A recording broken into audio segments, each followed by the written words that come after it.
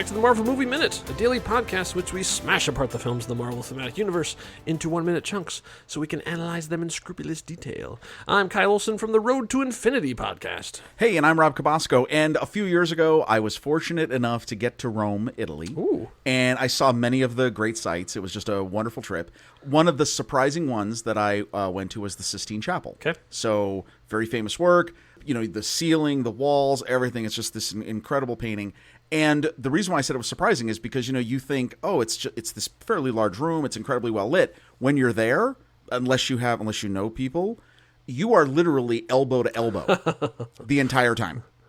It's insane. You stand there and you just go, well, this is great, but the crowd is moving. Okay. And so it's an amazing experience, and they tell you can't take photos, but I did. I had my phone in like a weird place and I did take a photo. Here's the thing. The reason why I bring this up. There is a very interesting something hidden in the ceiling of the Sistine Chapel that a lot of people maybe don't know about or don't see. Oh, I don't know this. And that thing is God's backside. God's backside. So if you... So you got to go check this out. Go online. Make sure you go and Google the Sistine Chapel, and you'll see kind of in the center of the ceiling is the famous creation of man, creation of Adam, right? Mm-hmm. If you go 2 panels below that, there is an image. It's basically a story of, you kind of see the figure that was painted to be the figure of God, and then there is God scurrying away. And God is basically, it's the old man, symbol of God, right? White beard. And white beard, white hair, everything. And he's kind of got this like coral colored cloak. But as he's scurrying away, the cloak has sort of parted and you can see his butt. Okay. Now, why would I bring this up? Well, it has something to do, not with the minute, but with a very important deleted scene we're going to talk about after the minute. That's right. Because it's not relevant to minute 68 of The Incredible Hulk from 2008, directed by Louis Leterrier, but about what's not in minute 68. But before we start that, we ended minute 67 on a quick shot of General Ross sitting alone, smoking, staring at something. Now that's where we pick up this one. And it looks like... In his mind, he's thinking, I wonder what Bruce is doing to my dog.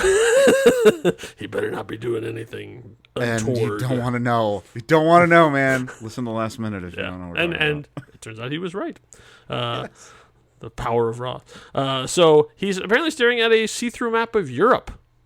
So I don't know what that's about, but it's like as he's staring into the distance, he's looking at just sitting there smoking, like, how can I get this green monstrosity on my side? And then Major Sparr goes busting in. So okay, there's a couple of nerdy cinematic problems with this one.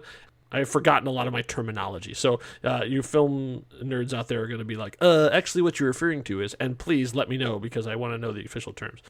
There's the 180 rule, which is when characters are having a conversation, you never want to spin the camera more than 180 degrees the other way because otherwise people get disoriented about where people are sitting. So like if two characters are having a conversation, you have like sort of over his right, guy on the left, girl on the right, over his right shoulder, over her left shoulder, but you never go over her right shoulder because then you're past 180 and it gets weird. Just if you see this illustrated, you know what I'm talking about. Right. Ross is sitting in the room in the dark, staring off to the left. Sparr enters and she's speaking to the right. Sir, they'd like to get him. They should have reversed that shot because it should be that she's coming in from behind him because it looks like he's looking at the wall. So it's weird. Like if you see the two together, she should be coming in from behind him, like sir, and then he'll turn and look. But this way, he doesn't look up. So the way she comes into the room, entering from the left, he should see her. Oh, okay. Yeah, I see what you mean. Am I being super nerdy and pedantic about it? No. Maybe. But it's one of those film composition things that really bothered me. Well, or are they just trying to show that he's so focused. I guess. It's irrelevant. Like, I don't care what part, you could stand in front of me and I'd see right through you. In that shot, though, we should even see her come in. Like if you see like the light change in the background. I see what you mean. Right. I don't know. It's just this is when you do a movie minute thing when you get that editing and you're like, hold on, what the right? Because and we'll realize why it looks weird, later on, and we'll talk about why that particular shot is weird. But then. We're going to play a little thing called the silence game because she says, sir, you need to see this. And apparently the two of them, a superior officer and someone under his command, never spoke a word to each other in the whole time it took him to walk from his office or the command center all the way to the hospital. Because she says, you need to see this. First question would be, what do I need to see? You should just come. Well, I'm your commanding officer, so why don't you just tell me what it is? Oh, it's Blonsky, and he's woken up. Oh, well, we need to go see that. Yeah, don't mess with me. They don't say, like, they walk in, and he's like, oh, the Blonsky, do we have his next of kin? And see for yourself. Like this big Vanna White reveal. And it's like, okay, it's, you know what, this isn't Grey's Anatomy. Like, these are military people. They're like, there's no way that she would be like, oh man, I'm gonna blow his mind. That's weird. Like, no, sorry. Like you Well, she's gotta say, like, it's Blonsky. Yeah. And then, okay, we're gone. Right. And then they like never never happens to mention, oh, by the way, he's fine. Ross officially says when he walks in, has anyone found out if he has next of kin or family? And she says, ask him yourself. And so they cut to, and it's Blonsky, and he's fine. Like, he's sitting up, and we even see him taking off the hand brace that we saw when they did their monster movie thing of, like, I'm still alive. You know, so he's, like, pulling that stuff off, and he is totally fine. Like, he's not Lou Ferrigno now. Like, it didn't, but it's sort of the stuff has sort of restored him to what he was before. He's removing the hand brace and then looks up and says, sir. I know. It's very much like, check me out. Yeah, right? So Ross walks over to him, like, amazed, as much as Ross will show it. The stuff worked. Yay for blue serum. And walks over, and then he puts his hand on Blonsky's left shoulder and starts, like examining it. Like, was there something happened to specifically to his left shoulder? Did I miss something? No, I think he's just doing a. Really, is your scapula is back to the way? You know, I think he was. Well, because here's the deal.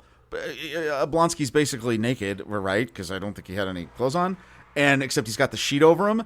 And I think Ross was basically like, "What part of you can I touch to see if your bones are back together?" Ah, right. And that he just picked the back of his shoulder. Okay, that's what I'm going with.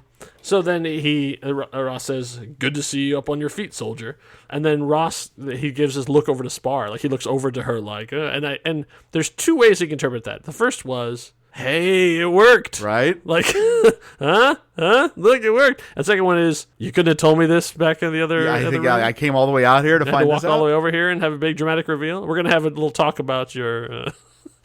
The passage of information there, Major. But he does give Blonsky, but then he gives Blonsky this very great, very fatherly sort of like smile. I mean, he's happy to see that the experiment has not been a total bust. Yeah. And then so Ross says, how do you feel? And Blonsky answers, pissed off and ready for round 3. It's like, okay. Exactly what he wanted to hear. That's right. Right.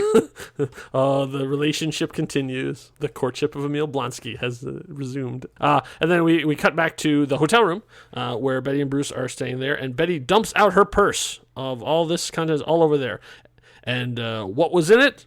Well, we'll have to find out in minute 69. Yeah, that's the next minute. But before we sort of wrap up, there is another deleted scene. We actually have back-to-back deleted scenes. In minute 67, there was a big deleted scene. In minute 68, there's another deleted scene. And I think it is just as good and just as important and just as much of a travesty that they cut it out. You're hearing us gush about these deleted scenes, but we're not kidding. This is fantastic. Why is it not in the movie? So if you're at home and you somewhere you can watch, pause this, go look for the deleted scene called Nature's Mystery, and then resume. Hey, welcome back. For those of you not, we'll tell you what happened in it too. So essentially, Ross is sitting in there, and like I said, there's a weird edit where Sparr comes in. Well, that's because there was actually a much longer scene that goes here. So Ross is sitting there smoking, thinking about something, and Sparr walks in, and they have this conversation, and it's a fantastic conversation because you get to learn so much about what Ross is thinking about in terms of the Hulk and what it means to the world and stuff too. And you have a major character moment for Major Sparr. Like, she goes from being yes sir, no sir, to actually having a real arc right in this scene, and they cut it out. It's her best scene, right? And they got cut out. Oh my gosh! No wonder she retired from the film industry. They're gonna treat her like this. I'm not gonna read. I would love to read the whole thing because I've watched it like 4 or 5 times because it's so good. But I'll just do a couple lines that stood out to me. She comes in and gives some basic. I don't even know what she was talking about. Like some basic like army gibberish stuff of like the things were moving with the things and on the stuff. And he's just like, yeah, okay, whatever. And then he says, "You can't get it out of your mind." Right? Did it shake you up? And she, like, instantly knows what he's talking about. You saw the freaking Hulk. Like, how did it change you? And so she says, "It was outside my training. An enemy has an agenda, and we fight to block it. That had no agenda." Fantastic line. Right? Oh. That's so good. I got hair. My hairs on my arms just went up on that. Like, that's exactly it. That's why the army is so bad at this, because they don't know how to handle an enemy with no agenda. I mean, that's amazing. and what a great moment for her. I mean, like, it's just, okay. Yeah. Great character development, and it's just a great understanding of how the dynamics work between your antagonist and protagonist. It should be in the movie. Yeah, it should absolutely be in the movie. And wait, there's more. Oh, there's more. Yeah. So I think I'm gonna hand this. I think you're gonna have the heavy lifting on this one, because then Ross starts talking about something he read somewhere. Yeah. And he says, "A great writer once said, there are clefts in the rock where we see the back part of God and tremble." Rob, what's the great writer that they're talking about there? This is interesting the way he says this, because, okay, I mean, if you're familiar at all with the Bible, right, in the Old Testament, he's referring to the book of Exodus. And the I mean, okay, obviously the writer, I mean, you could go into the history of the Old Testament, you know, the early Jewish translators, the Septuagint, basically that, you know, that translation comes from the Septuagint, which is like the 72, I forget, people who actually translated the original version of the Old Testament. But here's the thing, that quote is basically a derivative of this conversation that Moses has with God. And Moses is basically saying, "Oh God, I want to see your glory." And then God goes into this whole little thing with Moses, and he says, "Look, when my glory passes, I will set you in the cleft of the rock and will cover you with my hand until I have passed by. Then I will remove my hand so that you may see my back, but my face may not be seen." The guy who he's quoting is God. Yeah. Wait a minute, dude. Like, what are you talking about? Yeah.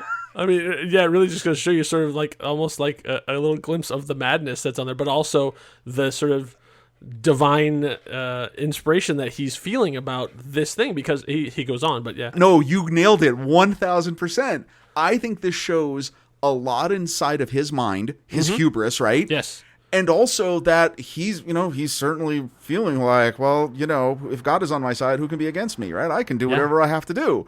And it's a straight up monologue delivered essentially to the wall. He's not even looking at Major Sparr when he does this. He's just looking at the map, cigar smoke, and just delivering it like straight to no one. And even though he's talking to her.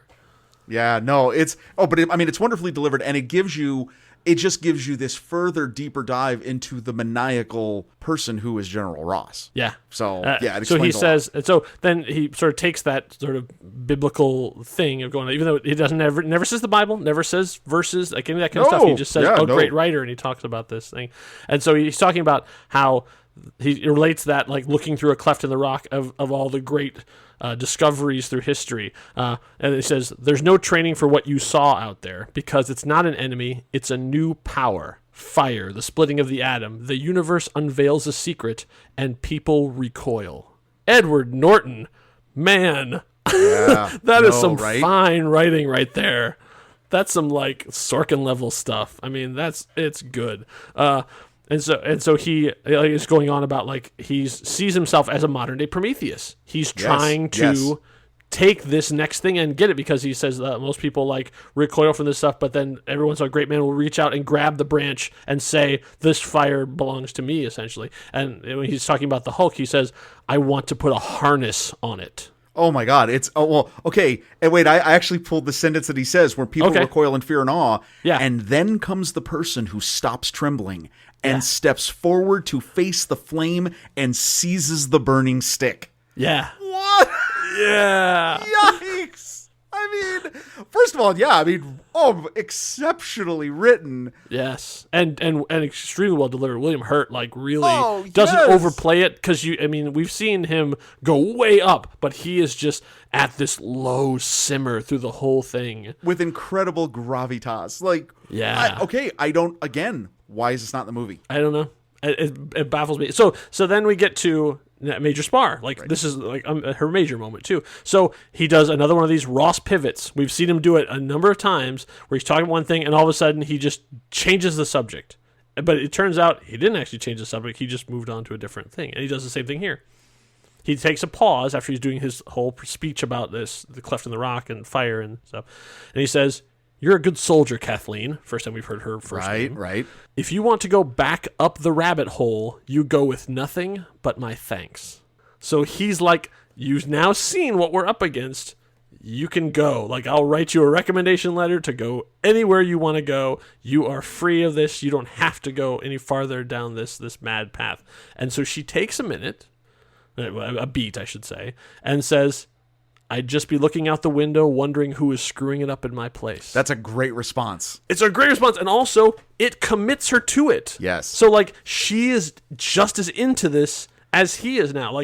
This is what I love when they do this in movies, because it's not her just following orders. No. He gives her a chance to get off. You can get off this crazy train right now. Right. And she's like, "Nope, I'm staying with you. I want to see this thing all the way through." Well, for good or ill. But he's also made quite the pitch, as we just heard. I know, but it's just like with Blonsky. He is a master manipulator. Oh my God, it's so ridiculous. He's wrapped it around her, and she doesn't even realize that this is what he expected her to do all along. This is the total... in her mind, then, she has made the decision, even though he really has manipulated her into it. But it's so well played. And like I say, this is a major moment for Major Sparr. Yes. And yes. It's lost to the annals of history. It's I understand in terms of timing, this is adding 5 more minutes into we're wandering around, trying to get to New York stuff. I get that. I get the pacing of it too. But when they're this good, cut stuff from later. Because we know there are 5 minutes that could have been cut. Oh, yes. Yes. So I really don't understand why you wouldn't have left this in. I mean, again, because Sparr, it makes her, it's a great scene for the character. And also, she enters from the right and stands there and delivers the whole thing. So I have to think that when they cut it, they had her come in just to do one quick little, we need you to open the door and say, "Sir, I need you to see something." And they just had the thing because then she's coming in from the left. So, interesting. See? That explains that then. Right. So the whole scene plays and she's standing on the other side of the table we see there. Right. She's on the right. It ends with Ross blows smoke into camera, whoosh, into a big thing, and that's where it ends. So that brings us to the end of not only minute 68, but also the deleted scene, Nature's Mystery.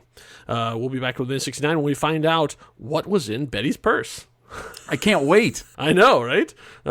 So in the meantime, we are on Facebook. We have our very own Facebook group. It's called The Marvel Movie Minute and the Next Reel Film Podcast Executive Lounge.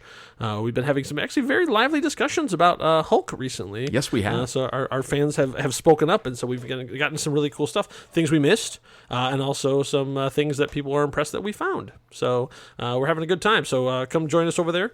You can send a request, and we'll let you in. That's only just not to keep out the weirdos, but to keep out the bots, because we only want humans. Humans group. only.